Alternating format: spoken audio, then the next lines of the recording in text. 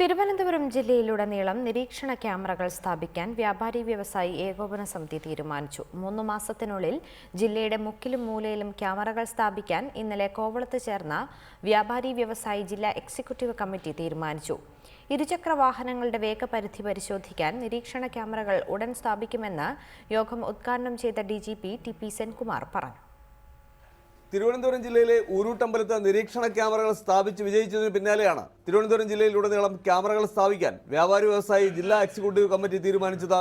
മോഷണങ്ങളും സാമൂഹ്യ വിരുദ്ധ പ്രവർത്തനങ്ങളും തടയുകയാണ് പദ്ധതിയുടെ ലക്ഷ്യം. കേരള പോലീസുമായി സഹകരിച്ചാണ് പദ്ധതി മുന്നോട്ട് പോകുന്നത്. പദ്ധതി സംബന്ധിച്ച് തീരുമാനമെടുത്ത യോഗം DGP TP സെൻകുമാർ ഉദ്ഘാടനം ചെയ്തു. ഇരുചക്ര വാഹനങ്ങളുടെ വേഗപരിധി പരിശോധിച്ച് അപകടം കുറയ്ക്കുന്നതിനാവശ്യമായ നിരീക്ഷണ ക്യാമറകൾ പോലീസ് ഉടൻ സ്ഥാപിക്കുമെന്ന് DGP പറഞ്ഞു. കാരണം നമ്മുടെ നാട്ടിലുണ്ടാകുന്ന അപകടങ്ങളുടെ ഏറ്റവും വലിയൊരു കാരണം പലപ്പോഴും അവർ അപകടത്തിൽ ആ സമയത്ത് പെടില്ലെങ്കിലും ടൂ വീലറുകളാണ്. എങ്ങനെ വെട്ടിച്ചു പോകുന്നു അതിനെ രക്ഷിക്കാനുള്ള ശ്രമത്തിലാണ് പല ബസ്സുകളും കാറുകളും ഈവൻ കാൽനടക്കാർ പോലും അപകടത്തിൽപ്പെടുന്നത്. അപ്പോൾ അത് ടൂ വീലറിൻ്റെ പരമാവധി സ്പീഡായിട്ടുള്ള 60 അല്ലെങ്കിൽ 50, 40 ആ കിലോമീറ്ററെല്ലാം വെച്ച് നമ്മൾ പിടിച്ചാൽ കുറേ സമാധാനം ഉണ്ടാവും. Thiruvananthapuram range IG Manoj Abraham, വ്യാപാരി വ്യവസായി ഏകോപന സമിതി ജില്ലാ പ്രസിഡന്റ് പെരിങ്ങമല രാമചന്ദ്രൻ തുടങ്ങിയവർ യോഗത്തിൽ പ്രസംഗിച്ചു. റിപ്പോർട്ടർ, തിരുവനന്തപുരം.